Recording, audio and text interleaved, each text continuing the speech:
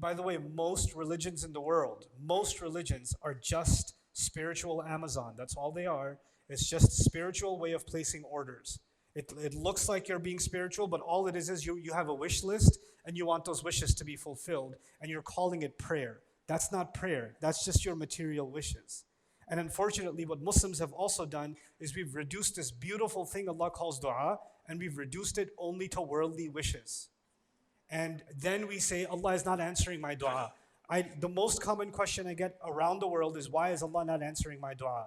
And every single time, if I have the time and I don't want to embarrass someone in front of others, I take them to the side and say, tell me about your dua, will you? And they say, well, I want my daughter to marry this guy, but she keeps saying no, and I've been making dua for 3 years and she's still saying no. I was like, okay, so your dua is, Ya Allah, allow me to control the thoughts and feelings of my daughter. And somehow Allah decided not to give you control over another soul. And that's the problem, that Allah is not answering your dua. Because you don't have a dua, you just want control. That's what you want. And why would God give you that? I mean, would you want me or your daughter to make dua that she controls you? Because then He won't answer that dua either. So what have we done? We've turned dua into something very aspiritual. And people hide behind the hadith that says, oh, even ask for a shoelace. You ain't asking for no shoelace, let me tell you. And even people that were asking for a shoelace, the point of that hadith was, when you are in the right path, then every one of your needs will be taken care of by Allah. But we're asking for the wrong things.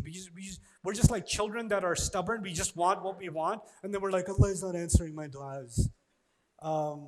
Yeah, that's because your heart's in the wrong place. Your heart's just in the wrong place. There's no trust in Allah. This is when we become distant from Allah. Allah says, وَاللَّهُ يَعْلَمُ وَأَنْتُمْ لَا تَعْلَمُونَ. Allah knows you don't know. عَسَىٰ أَن تَكْرَهُ شَيْئًا وَهُوَ خَيْرٌ لَكُمْ. It could be something bad. You hate something, but it's good for you. عَسَىٰ أَن تُحِبُّ شَيْئًا وَهُوَ شَرٌ لَكُمْ. It could be something you love, but it's bad for you. Allah knows. Do you trust that Allah knows? Yeah, but I really want this. Yeah, but do you trust that Allah knows better? Yeah, but I really want it though.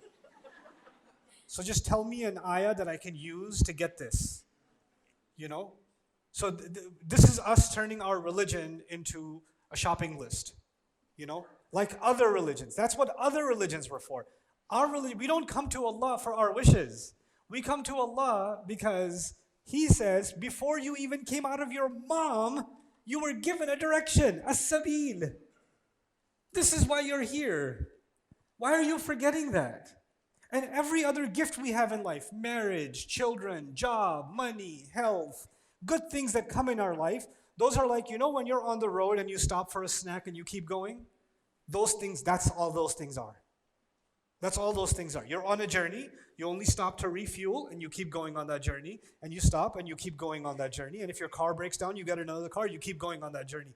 That's this journey in life for the Muslim. For everybody else, they get to the stop and they're like, wow, I love this stop. I'm not leaving. I'm gonna move into this gas station. You know, Allah made us bigger for a bigger purpose than that. He made us for a sabil. We get caught up on the side tracks on the road, you know? So anyway, that's something that I thought everybody should be thinking, I should be thinking about, you should all be thinking about. Now, the ruh, it seems, the spiritual intellect, the ruh that was given to us, Allah refers to its processes in the heart, right? So it resides in the heart. But it's not the only resident. The heart is like an apartment building. It's got a few residents. And its most valuable resident, of course, is the heart, but it has some other permanent residents. Jealousy lives in there. Anger lives inside the heart. Greed lives inside the heart.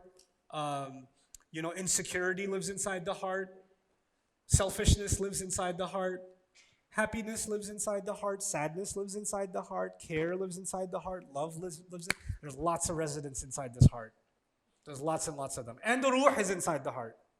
But the thing with the ruh is it's the most helpful neighbor. It goes to all those other residents and says, I can help you. I can help you not go crazy. I can manage you.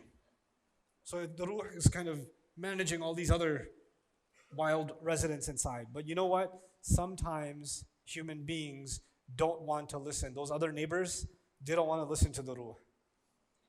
They just want to, I'm just angry. But Allah says, no, I'm angry. And then you're now, your heart has surrendered. The building has been given up to one resident, anger. Or it's been given up to another resident, fear. You understand? So the ruh is supposed to be in sort of, it doesn't take over, it doesn't remove all your other emotions, but it keeps them under control.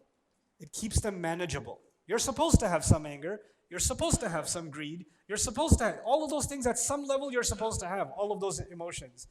But without the ruh having its strength, by the way, where does the strength of the ruh come from? It comes from it feeding. And what is, it's made of light. So what does it have to feed on?